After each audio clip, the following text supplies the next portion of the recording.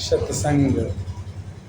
भगवान कहते हैं कि जो करता मैं हूँ तो तुम करता न बनो। अगर तुम करता बन जाओगे तो ये खेल बिगड़ जाएगा।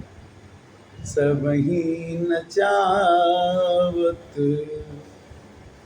राम गुसाई, अपने रहत लकुट की नाई। जैसे फैक्ट्री का मालिक बैठे बैठे सीसीटीवी कैमरे से सब क्रिया को, कार्य को देखता है और जो जैसा करता है, जिसकी जैसी निष्ठा होती है, उसको फल देता है।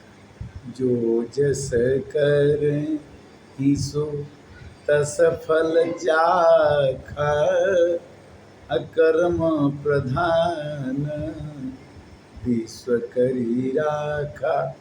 कर्म की प्रधानता, भगवान के नाम जपने की प्रधानता। श्री ज्ञानानंद जी महाराज जी कहते हैं कि गीता पढ़ लो, ज्ञान हो जाएगा।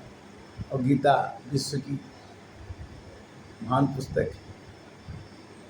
श्री प्रेमानंद जी महाराज कहते हैं कि जिस राधा को श्री कृष्ण भगवान खोजते हैं, उस राधा को आप याद करो, श्री कृष्ण भगवान आपके पास आ जाए। श्री राधे श्री राधे श्री राधे। राधे की शरण में जाओ, तीनों लोक से न्यारी राधा रानी हमारी। यानी शक्ति का प्रादुर्भाव आपके अंदर भी हो जाए तो ही आप शिव को प्राप्त कर सकते। मतलब नदियाँ एक पंथ बहुत तेरे। कोई निर्गुण भक्ति शाखा को पहले मानते थे कि भगवान है नहीं, और इसकी चर्चा रामचरितमानस में तुलसीदास ने किया कि पद बिनु चले सुने बिनु काना, कर विधि करुम करे विधि नाना। बिन बाणी बकता बड़ जोगी, आनन रहित सकल रस भोगी। भगवान बिना पैर के चलते हैं और उनकी आँख दिखती नहीं किंतु सब जगह देखते हैं, उनके हाथ दिखते नहीं किंतु सब काम करते हैं। ऐसा जो भगवान की भक्ति करता है, गीता कहती है कि योग क्षेमम वहाम्यम, भगवान उसकी पूर्ण रूप से रक्षा करते हैं। भगवान ने तो इतना तक कह दिया कि जो मैंने भगवान अपने भक्त को दे दिया है उसकी तो मैं पूर्ण रूप से रक्षा करूँगा, और जो जो मेरा भक्त मेरे से मांगेगा उस वस्तु को मैं उसको खुश करने के लिए मैं दूंगा। भगवान अपने भक्त की अभिलाषा पूरी करने के लिए अवतार लेते हैं, कई अवतार लिए, और उस अवतारों में कर्म जन्म कर्म च में दिव्यम, भगवान के कर्म भी दिव्य होते हैं।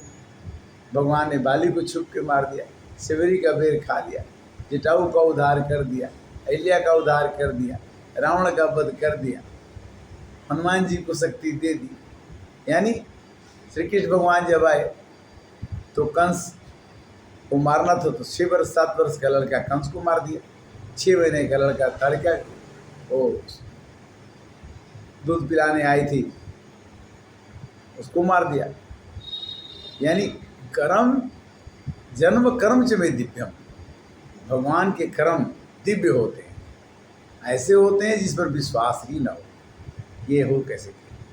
एक बार त्रिणा व्रत आया और भगवान को उड़ाने की कोशिश की, आंधी आई और भगवान पत्थर जैसे बन गए, और सब कुछ तो उड़ गया किंतु भगवान बैठे रहे।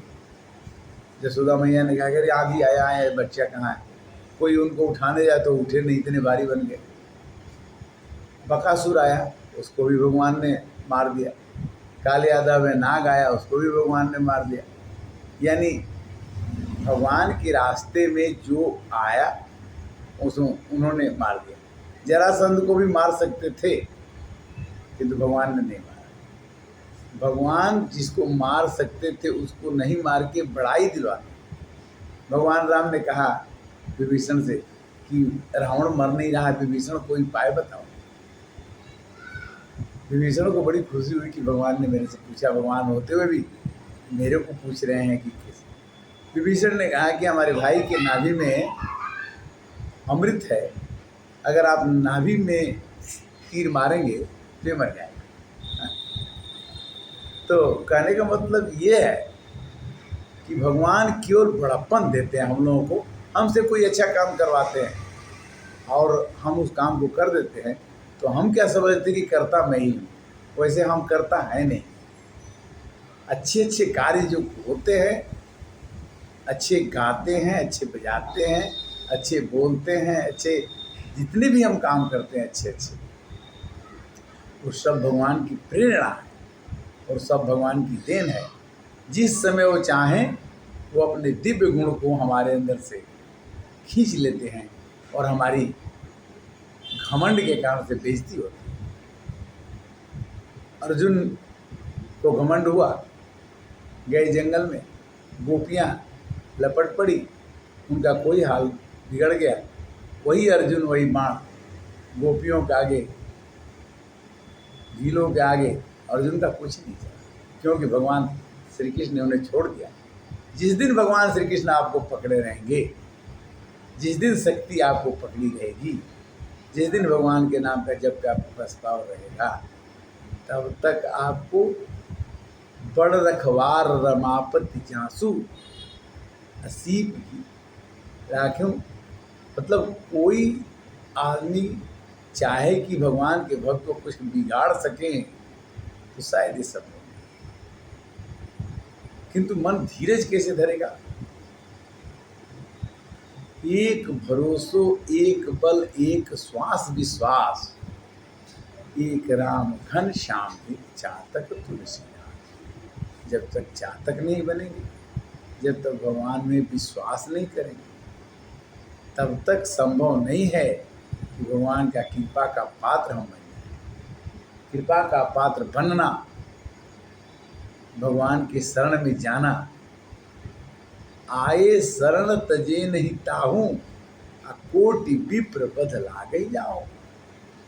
करोड़ों ब्राह्मणों को मार करके भी कोई भगवान के शरण में जाता है तो कहते हैं कि कोई बात नहीं, शरण में आ तो गया। क्योंकि भगवान कहते कि तुम मेरे जीव हो और मेरे अविनाशी अंश हो। आत्मा का कभी नाश नहीं होता, शरीर का नाश भले हो जाएगा, शरीर मर जाएगा, शरीर के आँख, नाक, कान, इंद्रियां शिथिल पड़ जाएंगी, किंतु आत्मा जो हमारे अंदर बचपन से लेकर बुढ़ापे तक, मरते दम तक हमारे साथ रहती है, उसका स्वच्छता नहीं बिगड़ सकती। समुद्र की एक बूंद और पूरा समुद्र, हम समुद्र की एक बूंद हैं, और जब समुद्र में मिल जाते हैं तो हमारा अस्तित्व समुद्र जैसा होगा। भगवान के शरण में जाने से, भगवान की भक्ति ग्रहण करने से मनुष्य का जीवन शीतल और आनंदमय हो जाता है। क्रोध से मनुष्य का जीवन हमेशा चलता रहता है। क्रोध पाप का मूल है और क्रोध आ ही जाता है। काम क्रोध मद लोभ शुभ नाथ नरक के पंथ, ये परिहरि रघुबीर ही भजही भजही जे सन। काम को छोड़ दो। काम का मतलब ये कि नहीं दैनिक जीवन का काम नहीं, वह काम जिसकी कोई रिक्वायरमेंट नहीं है। जैसे हम मार्केट में जाते हैं, बाज़ार में जाते हैं, तो हम वो भी सामान खरीद लेते हैं जो हमारी 10 महीने के बाद की जरूरत पड़ती है। तुरंत की जरूरत की सामान हम नहीं लेते, वही हमारा दुख का कारण। दादा बढ़ते पोता खाए वाली बीमारी अगर लग गई, ममता कहकर नसनर नाहतावा, चिंता सापिन को ने खाया, को जग जाहि न व्यापी माया। माया सबको व्याप्त है, माया से सब लोग ग्रसित हैं। ममता के ही कर जसन सावा, कृष्णा किन्नन के ही बहु राहा, के हृदय क्रोध नहीं रहा। किसके हृदय में क्रोध नहीं होता? ऐसा क्रोध न हो वो उपाय कौन बताएगा? गुरु बिन भवनिधि तरिय न कोई, जो विरंच शंकर सब क्षणे रुष्टा क्षणे तुष्टा, रुष्टा तुष्टा क्षणे क्षण। अगर हम ज्ञान प्राप्त करने के बाद भी क्रोध करते हैं तो हमने ज्ञान नहीं पाया। ज्ञान के बाद तो क्रोध होना ही नहीं चाहिए। क्रोध की परिभाषा है कि काम क्रोध मद लोभ सब नाथ नरक के पंथ। ये तो नरक में ले जाने के रास्ते अगर खोजना है तो अनर्गल बेकार की कामनाओं को पोषित कर लीजिए, बेकार का आए छोटी छोटी बातों को क्रोध कर दीजिए। काम क्रोध मद, मद माने घमंड होता है कि मैं अच्छा हूँ, और अच्छा तब हूँ सोई सुंदर सोई सूरज शरीरा, जो छल छाड़ी भजहि रघुवीरा। जो रघुवीर को भजता है, जो राम जी को भजता है, जो शिव जी को भजता है, जो ओम नमः शिवाय जी को भजता है, वही संसार में पूजनीय और आदरणीय और दर्शनीय हो जाता। संत हृदय नवनीत समान, संत का हृदय अपना बनना चाहिए। सियावर रामचंद्र की जय। आज की कथा का विश्राम हम यही करेंगे, फिर अगले भाग में मिलेंगे। ये 524 भाग है रामचरितमानस की कथा। आप यूट्यूब के माध्यम से सुन रहे हैं, सुनते रहिए, आनंद लेते रहिए। आनंद की कोई सीमा नहीं है, आनंद ही जीवन है। सच्चिदानंद को भजते रहिए। सत्य जिसका, चित्त जिसका आनंद से भरा है, उसी का नाम है सच्चिदानंद। और सियावर रामचंद्र की जय। हरे राम।